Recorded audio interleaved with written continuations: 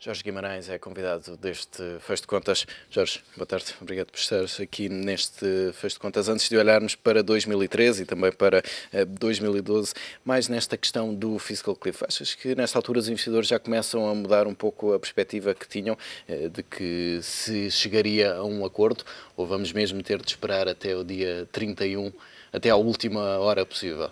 Até agora tivemos alguns indícios muito pequenos ainda de que o acordo poderia não surgir. Isto em termos da reação do mercado. O processo de decisão e de negociação segue os seus trâmites normais num processo entre duas partes que têm bastante tensão acumulada entre elas. O que é facto é que parece-me que o consenso de mercado ainda é um acordo no último minuto e, portanto, qualquer reação de mercado será limitada até de facto não termos a confirmação. O que é que temos ou não temos um acordo. E se não tivermos um acordo, até porque a maioria das posições que têm sido tomadas parece ser em linha com haver um acordo. Se não existir esse acordo dia 2, o que é que podemos esperar em termos de movimentos nos principais mercados? Acho que o mercado reage negativamente. Também é verdade que o início do mês é sempre marcado pela divulgação dos vários indicadores macroeconómicos, nomeadamente os indicadores de confiança, os PMIs, que pode abrandar um bocadinho uma eventual queda se os dados se confirmarem bons. Mas não termos chegado a acordo, nem sequer um acordo, uma versão simplificada de um acordo, um adiamento do problema por mais alguns meses, o não chegarmos a acordo e o não adiarmos o problema por alguns meses, parece-me que o mercado reagiria negativamente. Mas é um fator que pode condicionar todo o mercado em 2013 ou será sempre temporário, quer se chega a um acordo, quer não se chega? Bem, se não chegarem a um acordo e se a economia americana começar a sofrer as consequências de não termos acordo, claramente que vai ter impacto, porque o consenso de mercado aponta para um crescimento um pouco acima de 2% nos Estados Unidos, globalmente assim, um pouco acima de 3,5%, com um enfoque maior nos mercados emergentes, e se a esses 2% dos Estados Unidos retirarmos todo o impacto do fiscal cliff, os Estados Unidos correm o risco de entrar em recessão. Aliás, algumas estimativas apontam para um custo de quase 4% do PIB. E se isso acontecer, então os mercados vão reagir negativamente. Quando olhamos para este final de ano de 2012, temos a maior parte dos índices mundiais a fechar o ano com ganhos que à partida não se esperavam no início de 2012. Acabou por ser uma performance inesperada. Foi um bom ano para a maioria dos ativos de risco. Desde os únicos, na Europa, por exemplo, dos grandes índices, o único índice negativo é o IBEX. Temos o DAX a subir quase 30%, o próprio índice italiano a subir mais de 8%, portanto apenas a Espanha que termina, até o PSI 20 está positivo no ano. Portanto, mas isso deixa-nos margem para 2013 ser também um ano ainda de valorização? Eu acho que há uma parte da performance dos índices que tem a ver com a expectativa de que 2013 seja um ano de estabilização e recuperação económica, mas também uma parte disso tem a ver com a estabilização da zona euro.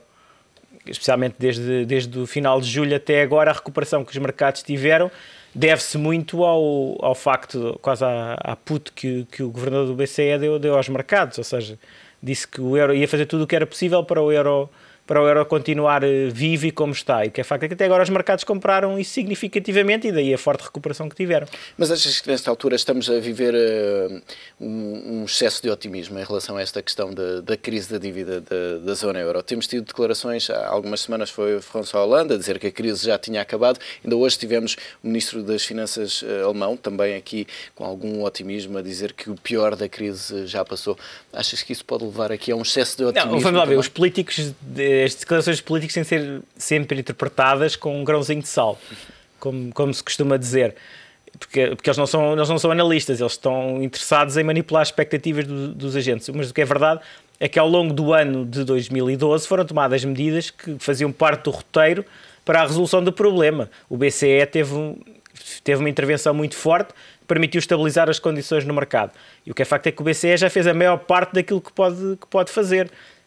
Se tivéssemos, por exemplo, um haircut na parte detida pelo BCE, seria a perna final do que o BCE podia fazer, e aí já se poderia falar inclusive em mutualização das dívidas, e então sim, seria o passo, aquele que sempre foi visto pelos analistas como o passo final para a resolução da crise soberana, e portanto, se isso acontecesse, se calhar era o os mercados iriam reagir certamente com muita força a uma mutualização das dívidas ou qualquer coisa que se assemelhe a isso. Mas o que é facto é que em 2012 tomaram-se alguns passos importantes.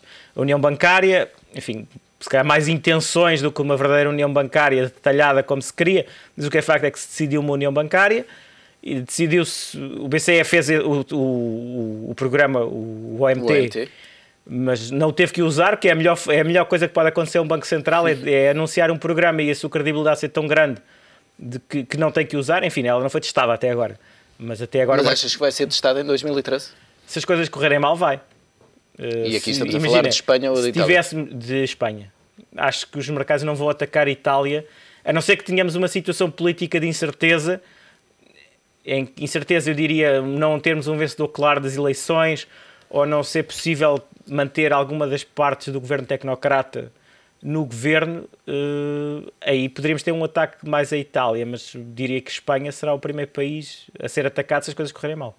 E esse cenário de um pedido de ajuda por parte de Espanha é algo que está incorporado nesta altura já, naquilo que os mercados estão a fazer? Os mercados, ao longo do último mês, por vezes pareceram ter um raciocínio, e aí sim, se calhar, too good to be true, que era as yields de Espanha nunca iriam subir muito, porque se subissem muito o governo era pressionado e pedia ajuda, ou então o BCE vinha comprar, e o BCE viria comprar a seguir ao governo pedir ajuda, portanto elas nunca iriam subir muito.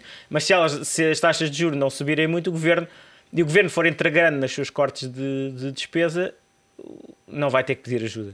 Portanto, temos aqui um equilíbrio que se calhar no fim do dia era aquilo que o BCE pretendia, era que o mercado se estabilizasse, que os governos fizessem o seu trabalho e não ter que gastar sem necessidade de uma intervenção.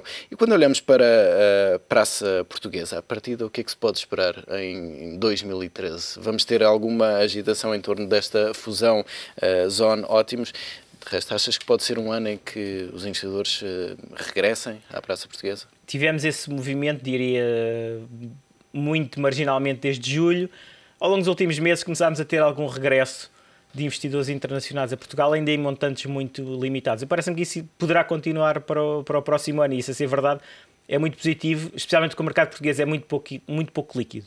E, portanto, quando os investidores internacionais tipicamente têm posições maiores, tentam comprar ou vender nos anos de queda, mas neste caso estamos a falar de um ano de subida, comprar normalmente tem um impacto bastante forte nas ações e, portanto, eu acho que esse movimento, se as yields não precisam descer mais, basta continuarem estáveis, teremos, ou devemos ter, vamos lá ser mais cautelosos. Devemos ter uma continuação desse regresso dos investidores internacionais, o que irá sem dúvida favorecer as cotações. E temos outro fator, que é este ano os bancos foram muito penalizados na Bolsa e para o ano o ciclo dos aumentos de capital da banca está praticamente terminado, pelo menos entre as maiores instituições.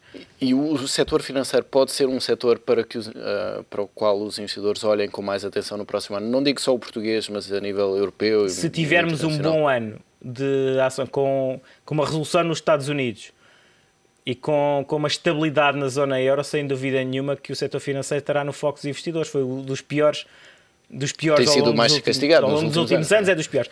Não quer dizer que a longo prazo o setor financeiro seja o melhor investimento. Parece-me que as rentabilidades que os bancos tinham em 2006 e 2007 não terão durante muitos anos. Agora, no curto prazo, tipicamente o primeiro movimento de retoma é daquilo que caiu mais. Depois, nos anos subsequentes de um movimento positivo de mercado, então os investidores vão à procura daquilo que estruturalmente vai continuar a crescer e a ter melhores lucros. No primeiro momento vão para aquilo que caiu mais, e aquilo que caiu mais é a banca. Mas nesta altura há um setor ou uma região que se possa desde já identificar como uma aposta clara dos investidores para 2013? Parece menos claro do que foi o ano passado. O ano passado era Alemanha, na Europa era Alemanha, Alemanha, Alemanha. Este ano eu acho que não é assim tão claro, porque se quisermos ter esta perspectiva um pouco mais contrária, de que teremos uma recuperação na Europa, então os fluxos de fundos poderão começar a ir para a periferia da zona euro. E aí parece-me que o mercado espanhol é também o português, mas o português tem pouca liquidez e para os grandes investidores internacionais é sempre residual.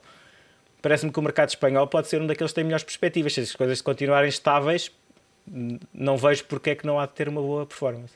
São alguns dos temas que vamos certamente continuar a acompanhar aqui semana após semana. Muito obrigado pela presença neste Fecho de Contas e um bom ano.